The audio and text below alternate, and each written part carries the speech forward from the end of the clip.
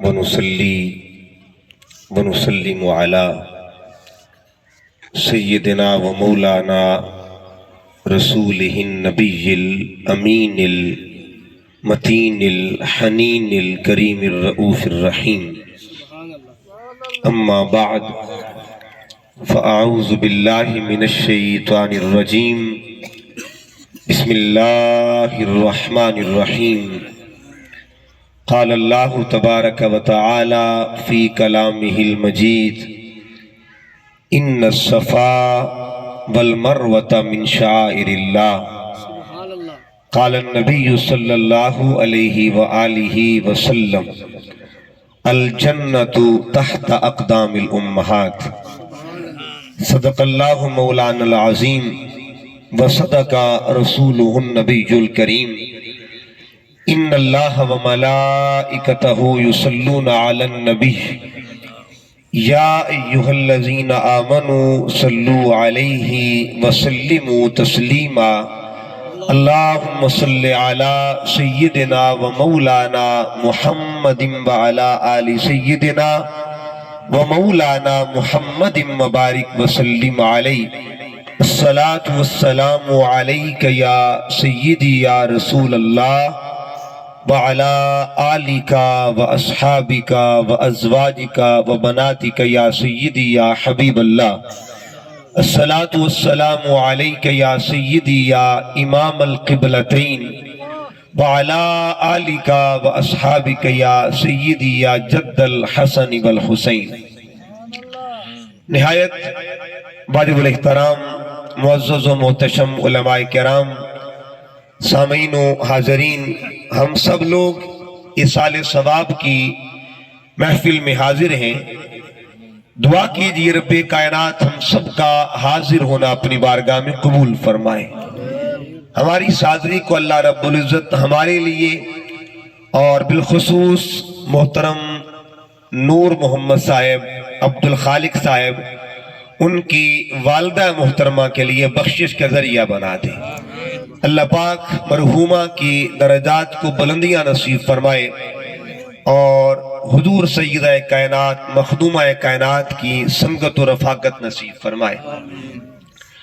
قرآن مجید فرقان حمید کی روشنی میں اور صاحب قرآن کے کلام کی روشنی میں دو مقامات تلاوت کی ہیں. ایک کا تعلق قرآن کے ساتھ ہے اور ایک کا تعلق حدیث طیبہ کے ساتھ ہے. قرآن مجید میں اللہ رب العزت نے ارشاد فرمایا: ان الصفا والمروۃ من شعائر اللہ. بے شک صفا اور مروہ کی جو پہاڑیاں ہیں وہ اللہ کی نشانیوں میں سے. آج کی گفتگو میں بس ایک نقطے پہ بات کرنی ہے اور نقطہ یہ ہے کہ ماں کا قدم کیا ہوتا ہے، ماں کا پیر کیا ہوتا ہے. بس اسی پہ پوری گفتگو ہے. قرآن مجید کو پڑھیے گا. اللہ تعالیٰ نے پتھروں کا ذکر کیا اور نہ صرف ذکر کیا بلکہ اللہ نے پتھروں کی شان بیان کی ہے. اور یہ بھی قرآن مجید کو آپ پڑھ کے دیکھیں، اللہ تعالیٰ جہاں انسان کی شان بیان کرتا ہے وہاں دوسری مخلوقات کی شان بھی بیان فرماتا ہے.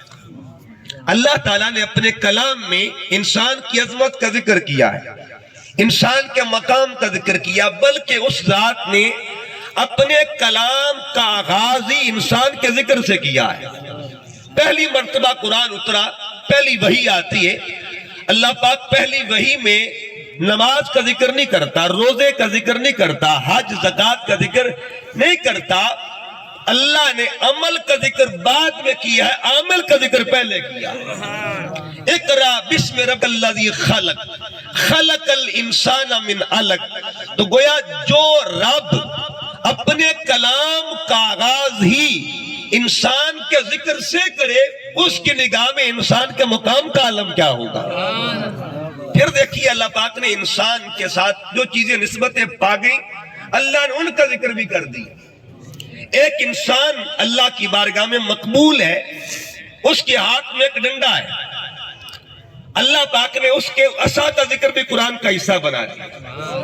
قیامت تک کے لیے اس عصا کا ذکر بھی ہوتا رہے گا اور اس عصا کو عصائے کلیمی بھی کہا جاتا ہے.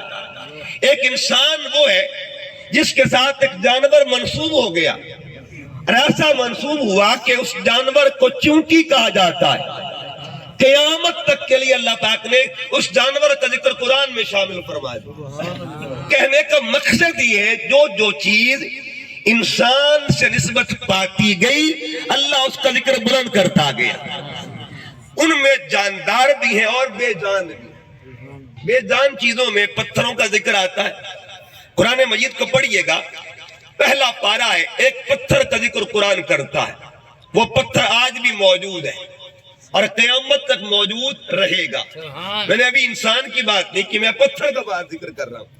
پتھر موجود ہے اور موجود رہے گا۔ رب نے اپنے گھر کے صحن میں اس پتھر کو رکھوایا ہوا ہے، جس پتھر کو مقام ابراہیم کہا جاتا ہے پتھر مگر ذکر قرآن میں ہے، پتھر چرچا قرآن میں ہے پتھر مگر مقام رب کے گھر میں ہے۔ اگر اللہ کے بندے کے ساتھ پتھر جڑ جائے اللہ اسے مٹنے دیتا نہیں ہے۔ اگر جڑی ہوئی چیز کے مقام کا یہ عالم ہے تو جس سے جڑا ہے اس کے مقام کا عالم کیا ہو؟ پتھر کا ذکر قیامت تک ہے۔ اور اللہ پاک نے صرف ذکر نہیں کیا بلکہ اپنے گھر میں آنے والوں کو پیغام دیا، میرے گھر میں آنے والوں وَلْيَطَّوَّفُوا بِالْبَيْتِ الْعَتِيقِ، میرے گھر کا چکر لگانا، طواف کرنا۔ ٹھیک ہے مولا، طواف ہو گیا، 7 پھیرے لگ گئے اللہ کے گھر کے۔ اگلا حکم ہوا کہ میرے گھر کے ساتھ ہی میرے صحن میں، کعبے کے صحن میں ایک پتھر پڑا ہوا ہے، وَاتَّخِذُوا مِن مَّقَامِ ابراہیم مصلی، اس جگہ کو مصلی بنانا ہے، وہاں تم نے نماز پڑھنی۔ امام کعبہ کا مصلی آج وہیں پہ ہوا کرتا ہے۔ اس کا مطلب یہ ہوا اللہ قیامت تک کے لیے نہ صرف پتھر کا ذکر کر رہا ہے بلکہ اس کی عظمت کے اشارے بھی عطا فرما رہا ہے۔ اچھا، یہ دوسرا کام بھی ہو گیا۔ گھر گئے تھے اللہ کے، گئے تھے حج کرنے، گئے تھے اللہ کا کعبہ کا طواف کرنے، مگر اللہ اپنے گھر میں بلا کے اگلے کام بھی کروا رہا، بلوایا اپنے گھر میں۔ اپنے چکر لگوانے کے بعد، اپنے کعبے کے چکر لگوانے کے بعد فرمایا اب سنو، ادھر ایک پتھر پڑا ہوا ہے، اس کو مصلی بنانا۔ ٹھیک ہے مولا، یہ دوسری حاضری بھی ہو گئی۔ مولا اب تم کام مکمل ہو گیا، جو لوگ عمرہ کر کے آئے ہیں عمرہ اللہ سب کو نصیب فرمائے۔ اب تیسرا حکم کیا ہے؟ ٹھیک ہے، ایک کام تم نے یہ کیا کہ طواف کعبہ کر لیا، اگلا کام تم نے یہ کر لیا کہ مقام ابراہیم کے سامنے نفل پڑھ لیے۔ تیسرا کام یہ ہے، ایک بی بی نے یہاں چکر لگائے تھے، تمہیں بھی وہ کام کرنا پڑے گا، تمہیں بھی وہ کام کرنا پڑے گا۔ اب سوال یہ تھا مولا، اس بی بی کا تو بچہ یعنی پیاسا تھا، اس بی بی کو پانی کی طلب تھی، اس نے تو اس لیے چکر لگائے تھے کہ پانی مل جائے، اس لیے چکر لگائے کہ بچہ پیاسا تھا۔ آج کا حاجی چکر کیوں لگاتا ہے؟ اس کا مقصد تھا چکر لگانے کا کہ اس کا بچہ پیاسا لیٹا ہوا تھا۔ آج اگر بندہ جس کی شادی نہیں بھی ہوئی وہ بھی جا کے چکر لگاتا ہے، بچہ تو دور کی بات، جس کی شادی نہ وہ بھی چکر لگاتا ہے۔ کیوں لگاتا ہے؟ اللہ قیامت تک کے لیے اس مقام کی یاد منا رہا ہے۔ کیوں منا رہا ہے؟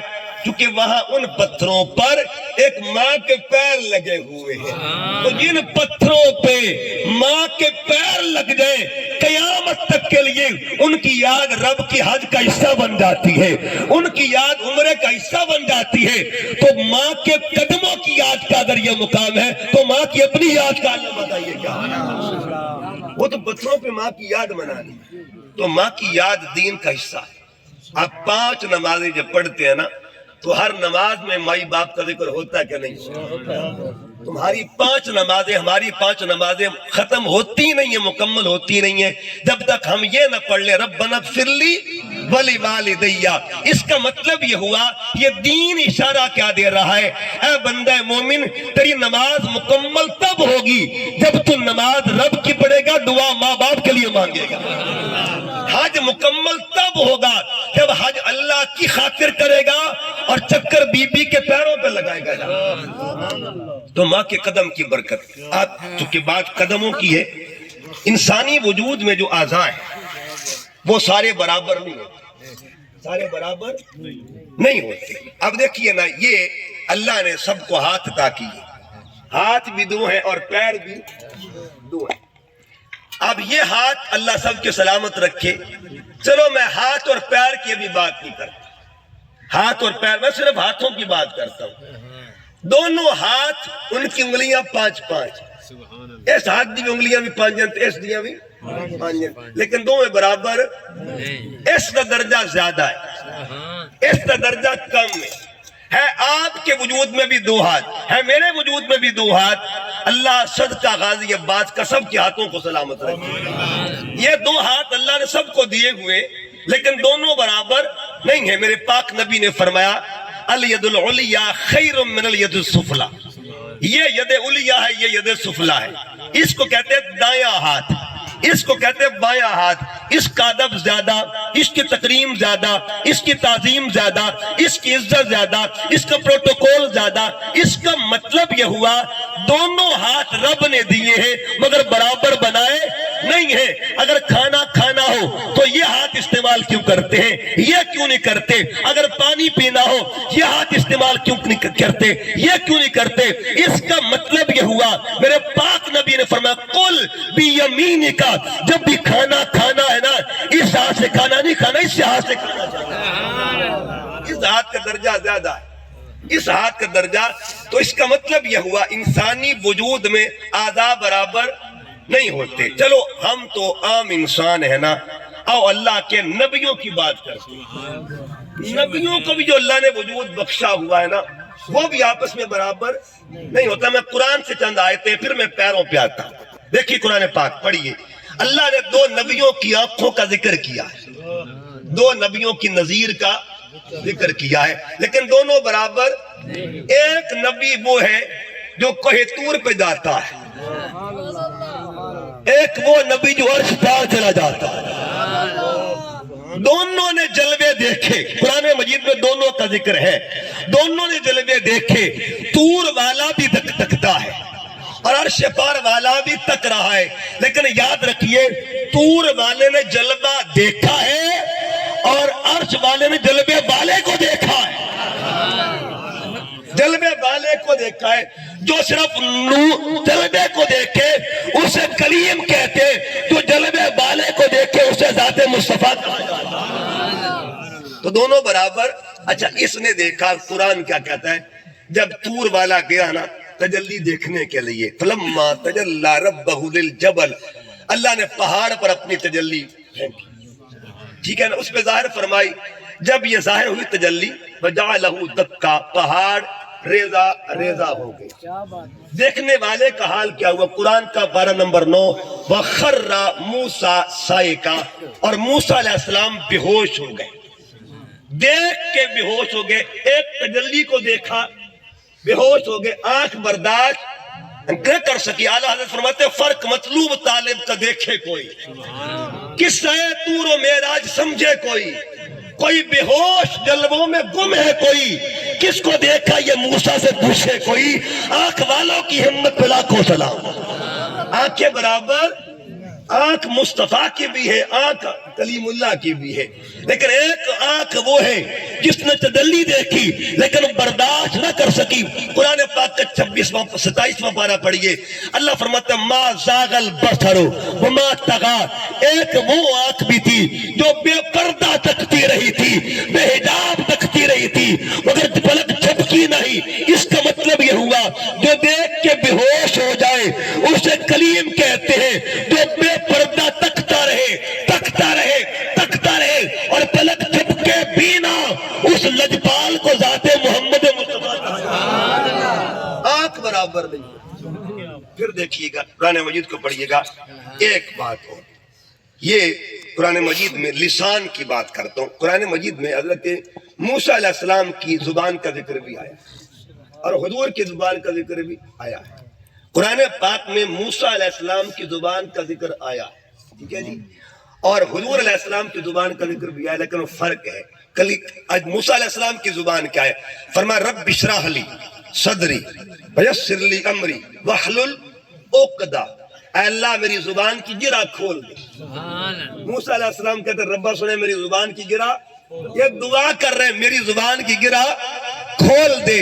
ادھر لجپال آقا کی بارگاہ کی جب باری آتی ہے نا، اللہ فرماتا سوڑیا موسیٰ علیہ السلام نے دعا کی تھی اپنی زبان کے لیے، اور ہم نے تیری زبان کو عطا بخش دی ہے، وما ينطق عن الهوى، بولتا تو ہے کلام رب کا بن جاتا ہے، زبان تیری ہوتی کلام خدا کا بن جاتا ہے، تو زبان برابر نہیں ہے۔ پھر دیکھیے گا موسیٰ علیہ السلام نے دعا مانگی، پھر دعا پہ غور کریں، اس دعا یہ دعا کلیم اللہ نے مانگی تو رب اشرح لی صدری، صدر کہتے سینے کو، اللہ میرا سینہ کھول دے۔ موسیٰ علیہ السلام کہتے ربا سوڑا میرا سینہ کھول دے، موسیٰ کہتے سینہ کھول دے، دعا کرتے رہے۔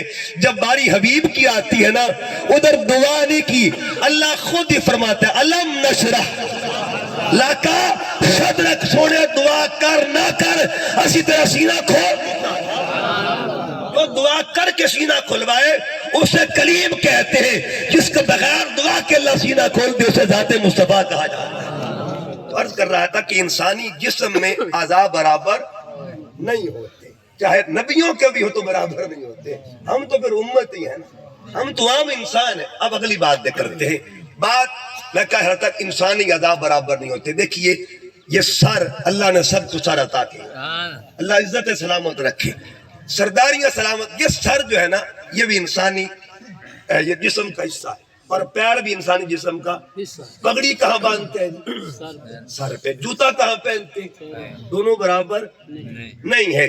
درجہ کس کا زیادہ جی؟ سر کا۔ کم درجہ کس کا ہے؟ پیر کا۔ اچھا پیر کا درجہ کم ہے، سر کا درجہ زیادہ ہے۔ اگر زیادہ درجے کو دیکھنا ہے نا، پہلے یہ دیکھو کہ کم درجے کی شان کیا ہے۔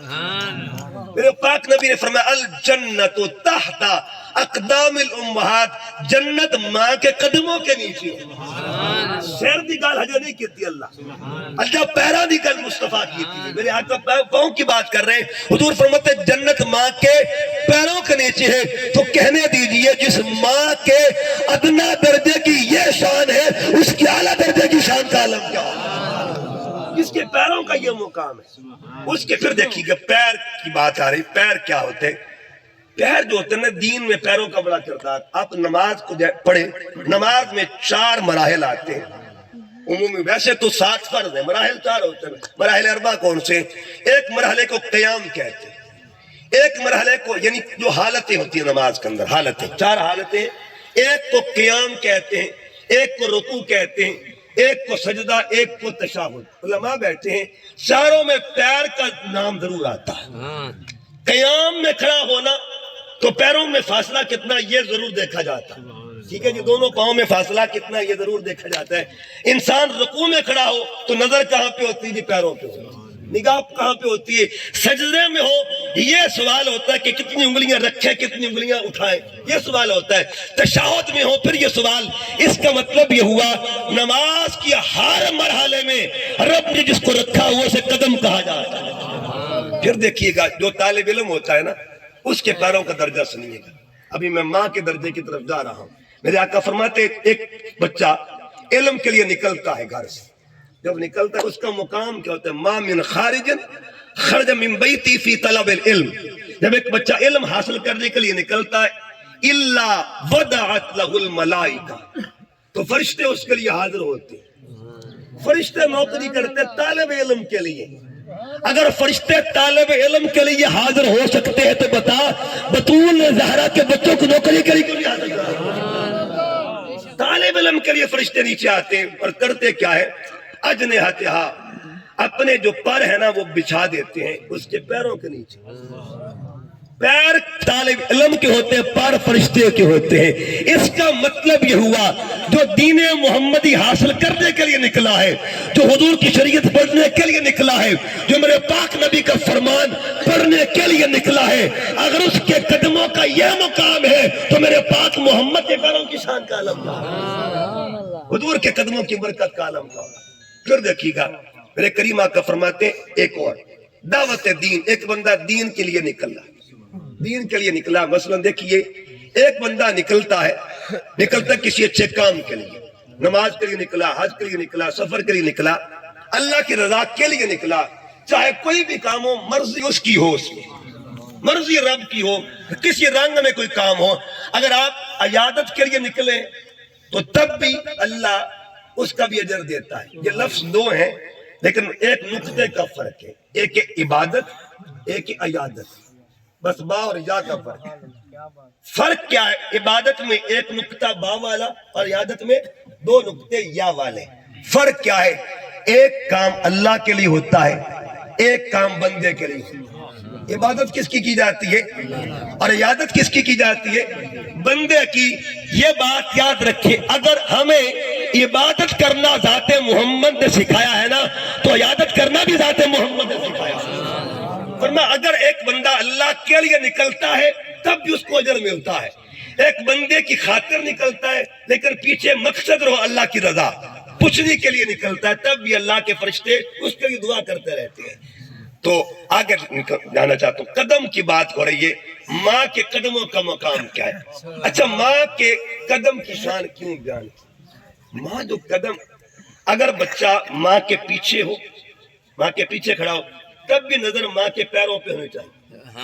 اگر ماں کے آگے کھڑا ہو تب بھی نظر ماں کے، چونکہ تکنا ماں کے پیروں کو ہے. فرمایا جنت ماں کے پیروں کے نیچے ہے، جنت ماں کے پیروں کے نیچے. کیوں؟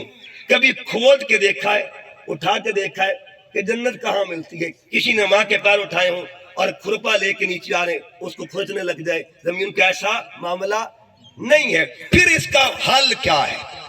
اس کا حل کیا؟ فرمایا اگر تم ماں کے پیچھے کھڑے ہو رہا، اس کو مقام اطاعت کہا جائے گا. نظر ماں کے پیروں پہ ہونا چاہیے، جدھر جدھر ماں جائے ادھر ادھر تم نے جانا. ماں سے ہٹنا نہیں ہے، قدم چھوڑنے نہیں ہے، مضبوطی سے اس کے قدم پہ رہنا ہے. اگر اس مقام پہ چلو گے تب بھی جنت تمہیں نصیب ہو جائے. مولا اگر کوئی بندہ پیچھے کھڑا ہے وہ تو نظر پیروں پہ رکھے. اگر ماں کے آگے کھڑا ہوا ہے، سامنے کھڑا ہے، تو تب بھی نظر ماں کے پیروں پہ ہونی چاہیے. کیوں ہونے چاہیے؟ اس کی وجہ ہے اگر پیچھے ہو گئے تو یہ نگاہ اطاعت بن جائے گی. اگر ماں کے آگے کھڑے ہے نا بچہ تو نظر پھر بھی ماں کے پیروں پر ہو. کیوں؟ یہ نگاہ حیا بن جائے گی. کہ ماں کی آنکھوں میں آنکھیں نہیں ڈالنی، نظر کہاں پہ رکھنی ہے؟ پیروں پہ رکھنی ہے. اگر آگے کھڑے ہو گئے اسے نگاہ ادب کہا جائے گا. جب ادب کرو گے اللہ تمہیں جنت عطا فرما دے گا. یعنی تمہارا منزل ماں کے قدم ہے، تمہاری نگاہ ماں کے قدم ہے. پھر دیکھیے یہ جو قدم ہے نا یہ علامت مشقت ہے. علامت مشقت کیسے ہے؟ آپ اللہ کرے سارے اللہ نصیب کرے جو ہو کے آئے ہیں وہاں جب جائیں گے نا آپ کو دو قدم ملیں گے. ایک قدم جس کے نشان ہے، ایک نشان تو نہیں ہے لیکن یاد اس کی ہے. نشان کیوں نہیں ہے؟ تو کہ وہ پردے کی بات ہے، وہ ماں ہے، وہ بی بی ہے، پردے کی بات. ورنہ اللہ وہاں بھی نشان جما دیتا. ایک طرف نشان لگے بھی ہیں اور جمے بھی ہیں، ایک طرف لگے ہیں مگر جمے نہیں ہے. جس کے جم گئے اسے خلیل اللہ کہا جاتا ہے اور جس کے لگے ہیں مگر جمے نہیں اسے بی بی ہاجرہ کہا جاتا ہے. کیونکہ وہاں معاملہ پردے کا تھا، ماں معاملہ حیا کا تھا. اب سنیے گا، ادھر ماں ایک بابا کے قدم، ادھر اماں کے قدم. حضور علیہ السلام کے بابا یعنی ابا و اجداد میں سے تھے، ان کو حضرت ابراہیم کہتے. اس کو قدم استقامت کہا جاتا ہے. کہ آؤ قدم دیکھو، جو بندہ اتنی مشقتوں سے گزرا ہو، پریشانیوں سے گزرا ہو، آگ میں ڈالا بھی گیا ہو، ایسے ایسے قدم قدم پہ اس کو امتحان سے گزارا گیا ہو مگر قدم اس کے مضبوط رہے ہو، قدم جمے رہے تھے. جس کے قدم جم کے رہے، ایک انچ بھی نہ آگے گیا نہ پیچھے گیا، اللہ کے حکم پر اس کے قدم مضبوط رہے. کہ قیامت تک کے لیے میں بھی اس کے قدموں کے نشان کو مٹنے دیتا نہیں. ان کو قدوم استقامت کہا جاتا ہے. یہ قدم استقامت کے ہیں اور وہ قدم مشقت کے ہیں. دیکھیے ایک تھی ماں نے بچہ اپنا لٹایا پتھر پہ، جاتی بھی ہے آتی بھی ہے. یہاں قابل غور بات، جو لوگ صفا مربع پہ جنہوں نے چکر لگایا وہ جاتے بھی ہیں اور آدھا کلومیٹر جانے کا، آدھا کلومیٹر واپس آنے کا. 7 چکر کو ملٹی پلائی کرے تو 3.5 کلومیٹر بنتا ہے. 3.5 کلومیٹر. بی بی جاتی بھی تھی اور واپس جاتی کیوں تھی؟ پانی کے لیے. آتی کیوں تھی؟ بچے کے لیے. کیا بات ہے، بہت اچھی بات ہے جی. جاتی پانی کے لیے، آتا جانے کو مشقت کہا جاتا ہے، آنے کو محبت کہا جاتا ہے. یہ دو لفظ یاد رکھیں، جانے کو مشقت، آنے کو محبت. قیامت تک کے لیے میرا اللہ ماں کی مشقت کی یادیں بھی منوا رہا ہے اور ماں کی محبت کی یادیں بھی منوا رہا ہے. منانی ہے, قدم واپس آئے تب بھی یاد منانی ہے. اللہ تعالیٰ جس ماں کی مشقت, ایک بزرگ گزرے ہیں, اکثر پڑھے لکھے لوگوں نے ان کا نام سنا تھا, بابا جی اشفاق صاحب ان کا نام تھا. ان کا ٹیلی ویژن پر پروگرام لگتا تھا, بڑا پرانا, پی ٹی وی پہ, اس کو زاویہ پروگرام اس کا نام تھا. اس میں انہوں نے ایک بات کی, بہت پرانی بات ہے ان کی, تقریباً 20 سال تو مجھے بھی گزر گئے اس کو سنے ہوئے. انہوں نے 2 باتیں کی. انہوں نے کہا میں نے بڑا غور کیا کہ اگر کبھی غور کرے اس میں محمد صلی اللہ علیہ وسلم, یہ بھی نام میم سے شروع ہوتا ہے, اور ماں کا نام بھی, کوئی تو راز ہوگا نا. ایک ہے محمد کی میم, ایک ہے ماں کی میم. آگے کہا کہ محمد اور ماں کی میم میں جو مشترک چیز ہے وہ ہے کیا. آگے انہوں نے ایک جملہ بولا, کہا جو ہستی اپنی اولاد کے لیے مشقت اٹھائے اسے ماں کہتے ہیں, اور جو امت کی خاطر مشقت اٹھائے اسے محمد مصطفیٰ کہا جاتا ہے.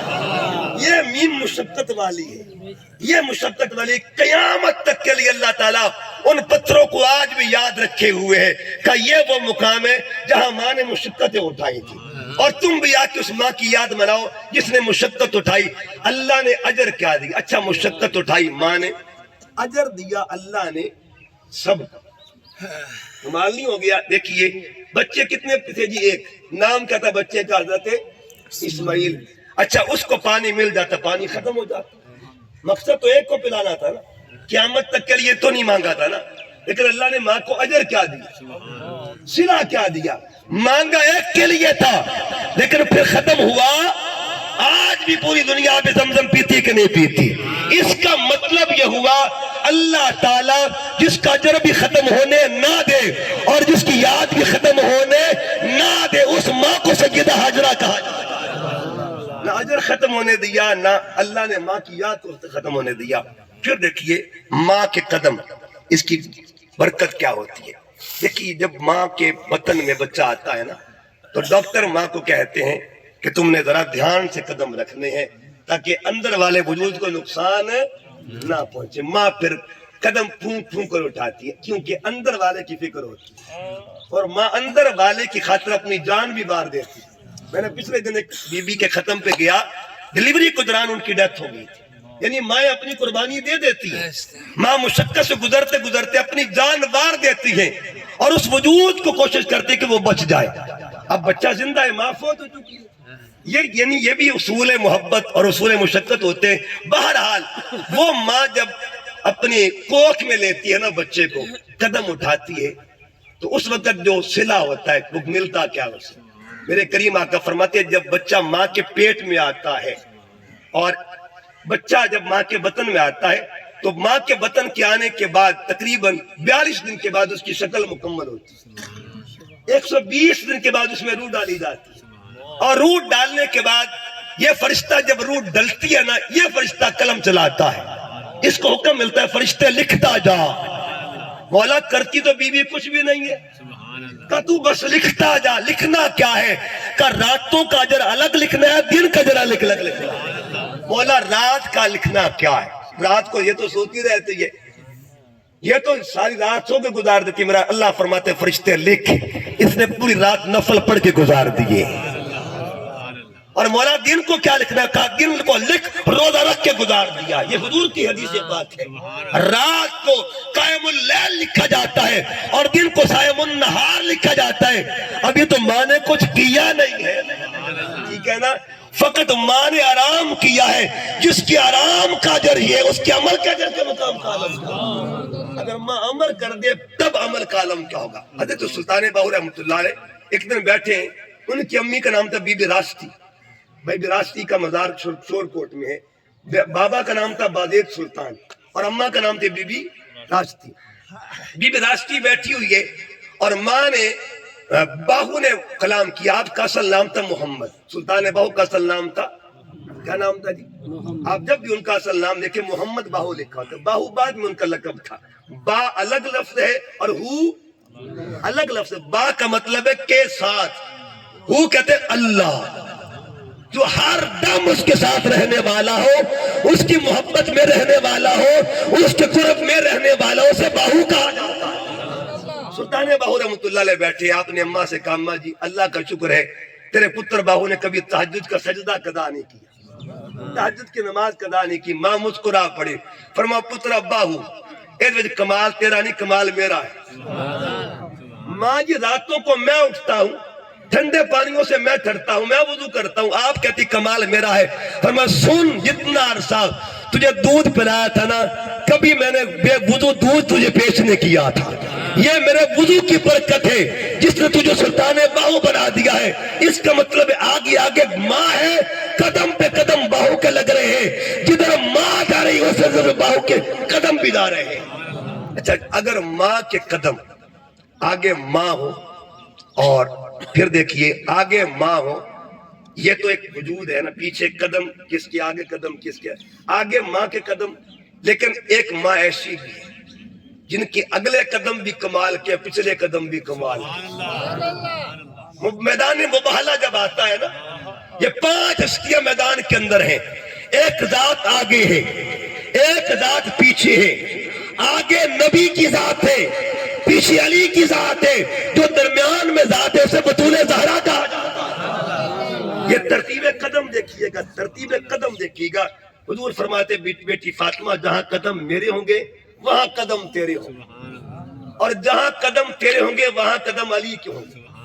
اچھا یہ نچلے قدم اور اوپر والے قدم ان کو قدوم محافظت کہتے ہیں، اور درمیان والے قدم کو قدم طہارت کہا جاتا ہے۔ نیچے بھی محافظت، اوپر بھی محافظت، درمیان کے قدوم کو قدوم طہارت کہتے ہیں۔ کہا جس کے قدموں کی طہارت یہ ہے، اگر زمین دیکھے تو قدم محمد کا نظر آئے، آسمان دیکھے تو قدم علی کا نظر آئے اسے، انہیں قدوم زہرا کہا جاتا ہے، قدوم بطول زہرا کہا جاتا ہے۔ عرض کرنے کا مقصد کیا ہے کہ جب ماں کے جو قدم ہے نا، اللہ نے ان کو بھی بڑا درجہ دیا ہوا ہے۔ بہرحال وہ مشقت کیا ہوتی ہے۔ حضرت عبداللہ ابن عمر رضی اللہ تعالیٰ عنہ حضرت فاروق اعظم کے بیٹے ہیں، ان سے خراسان سے ایک بندہ آیا، اس نے ایک سوال کیا، سرکار ایک مسئلہ پوچھنا چاہتا ہوں۔ آپ نے فرمایا پوچھو مسئلہ۔ عرض کہ حضور میں نے 20 سال اپنے قدموں پہ اٹھا کے اپنی ماں کو سفر کروایا، 20 سال حج کروایا میں نے، بتائیے میں نے نوکری پوری کر دی ہے؟ میں نے قدم اٹھائے ہیں اور میرے قدموں پہ چھالے پڑ جاتے تھے۔ فرمایا تیرا عمل ایک طرف اور ماں کی ایک رات کا عمل ایک طرف۔ عمل ایک طرف کیا تھا؟ اب دیکھیں نا، جب سردیوں کی راتیں ہوتی ہیں نا، آج کل سردیوں کی رات، ماں کا عالم کیا ہوتا ہے، جدھر بچہ پیشاب کر دیتا ہے تو ماں ادھر خود سو جاتی ہے، اور بچے کو خوش جگہ پہ ادھر بھی بچہ پیشاب کر دے، ماں اپنی چھاتی پہ سلا لیتی ہے تاکہ میرے بچوں کو ٹھنڈک نہ لگے۔ تو کہا کہ ایک طرف وہ 20 سال کا معاملہ، ایک طرف وہ ایک رات کا معاملہ۔ حضرت عبداللہ ابن عمر فرماتے تو نے ایک رات کا حق ادا ہی نہیں کیا۔ اس کا مطلب یہ ہوا ایک عمل ہے ماں کا، ایک عمل ہے پتر کا، پتر کے 20 سال کا عمل ایک جانب ہو اور ماں کی ایک رات کا عمل ایک جانب ہو، ایک رات غالب آ جایا کرتی ہے۔ تو ماں کے قدم کی بات کر رہا تھا کہ قدم کیا ہے۔ حضرت ابو اسحاق اصفر آئینی رحمۃ اللہ علیہ، 2 باتیں عرض کر کے بات کو ختم کرتا ہوں۔ بہت بڑے محدث گزرے، بہت بڑے محدث، حدیث کی دنیا میں ان کا ایک نام ہے۔ صبح کو جب پڑھانے لگے نا اپنے شاگردوں کو، ایک شاگرد نے عرض کیا استاد یہ رات ہم نے آپ کو خواب میں دیکھا، میں نے آپ کو خواب میں دیکھا اور عجیب منظر دیکھا، آپ کی داڑھی پہ نور کے موتی چمک رہے تھے۔ ابو اسحاق اصفر آئینی محدث ہیں، اور محدث سے طالب علم سوال کرتے کہ آپ کی داڑھی پر موتی چمک رہے تھے، راز کیا تھا؟ راز کیا تھا؟ آپ فرماتے رات میری ماں نے کہا اے اسحاق اٹھ کے نہ میرے پیار تو صاف کر دے، مٹی لگ گئی ہے، مجھے جلدی میں کپڑا نہ ملا، میں نے داڑھی کے ساتھ جھاڑو دے تو وہ جو ذرے تھے نا مٹی کے وہی نور بنے ہوئے تھے۔ اس کا مطلب یہ ہوا، اس لیے میرے آقا نے نہیں فرما دیا الجنت تحتا۔ اگر کوئی یہ کہے جی کہ یہ تو داڑھی کی توہین نہیں، کوئی یہ سوچے اس سے پوچھنا، حضور تو یہ فرماتے ہیں کہ جنت ماں کے پیروں کے، کیا پھر یہ جنت کی توہین نہیں معاذ اللہ بنے گی؟ معاملہ مقصد کیا بتانا یہ ہے کہ ماں کے قدم کا مقام کیا ہے، ماں کے قدم کی عظمت کیا ہے، ماں کے قدم کا درجہ کیا ہے۔ ہماری منزل سب کی جنت ہے، ہر کوئی جنت کا طالب ہے، ہر بندہ دعا کرتا ہے مولا مجھے جنت دے دے، मुझे जन्नत दे दे, मुझे जन्नत दे दे। मैंने कुरान से पूछा, कुरान बता जन्नत कहाँ पे? कुरान ने कहा पहला आसमान नीचे, जन्नत ऊपर, दूसरा नीचे, जन्नत ऊपर, तीसरा नीचे, जन्नत ऊपर, चौथा नीचे, जन्नत ऊपर, पांचवा नीचे, जन्नत ऊपर, छठा नीचे, जन्नत ऊपर, सातवां नीचे, जन्नत ऊपर, इंद सिदरतुल मुंतहा, इंदहा जन्नतुल बाबा, सिदरा के पास जन्नत है। मैंने कहा जन्नत कहाँ मिलेगी? जो सातों आसमानों से ऊपर है वो कहाँ मिलेगी? मेरे पाक नबी ने फरमा दिया अल जन्नतो ताता अक़दामिल उम्महात। तो इतनी बुलंदी पे है ना, हमने उठा के माँ के पैरों के नीचे रख दिया। ये माँ के कदमों की बरकत। और एक हो गई, एक बात बयान करके बात को खत्म करता हूँ।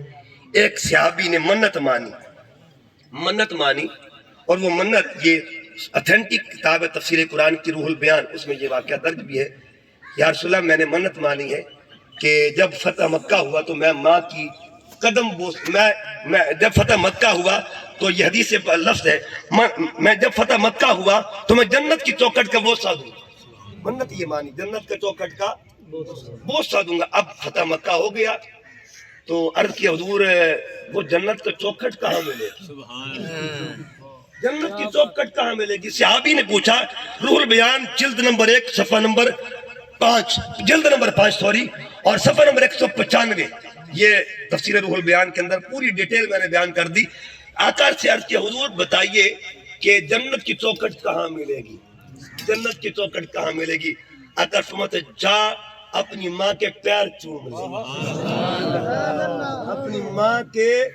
अगली बात अर्ज के सोनिया, माँ तो फौत हो गई, माँ तो फौत हो गई। फरमा जा माँ की कब्र पे चला जा, कब्र के पांव की तरफ बोसा तू ले जमानत मोहम्मद देता है, मन्नत तेरी पूरी हो जाएगी, मन्नत तेरी पूरी हो जाएगी। इसका मतलब ये हुआ माँ कब्र में भी चली जाए ना तब भी उसके कदम बरकत वाले हो। देखिए ना, ये तो हमारी माओं को कितना, आप जो बैठे हैं जिनकी माएँ वफात पा चुकी है, अल्लाह सबको जन्नत का दर्जा आता है फरमाया। कितने साल, 100 साल तो नहीं होंगे ना, 100 साल। मुझे बताइए जिस बीबी के वफात को 4500 साल गुजर चुके, बीबी हाजरा, उसने वहां सिर्फ पैर रखे थे, उस पैरों के मुकाम का दर्जा ये है। तो माँ का जहां वजूद खुद मौजूद होगा, बताइए उस कब्र की शान का आलम क्या होगा? लिहाजा बस एक ही नुक्ता आज का कि जिनकी माएँ सलामत है ना, अपनी माँ के कदम बोसी किया करें।